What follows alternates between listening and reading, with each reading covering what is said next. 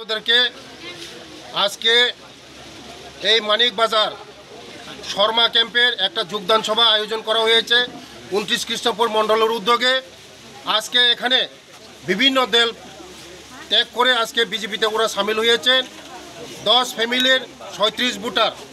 এই বিধানসভা আগামী দিন বিরোধী বলতে কেউ থাকবে না, কারণ বিজেপি ছাড়া কোনো সম্ভব না ডেভেলপমেন্ট।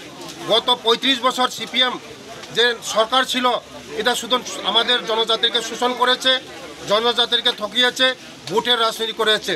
জনজাতিরা পিছিয়ে পড়া এই জনজাতিকে 35 বছর আমাদেরকে শোষণ করেছে।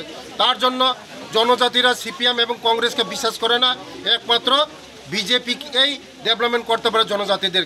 তার জন্য আজকে কাতারে কাতারে মানুষ এই বিধানসভার আজকে সারা দিন ডেইলি আজকে মানুষ জয়েন করছে।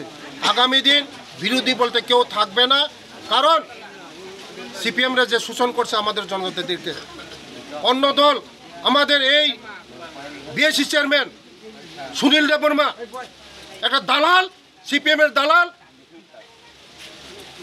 তার নেতৃত্বে আজকে আমাদের এই যারা গরিব, যারা নিরহ, যারা খেতে পারে না, তারা বিপিএল কার্ড পায় নাই, তারা ভাতার কোনো ব্যবস্থা হয় নাই।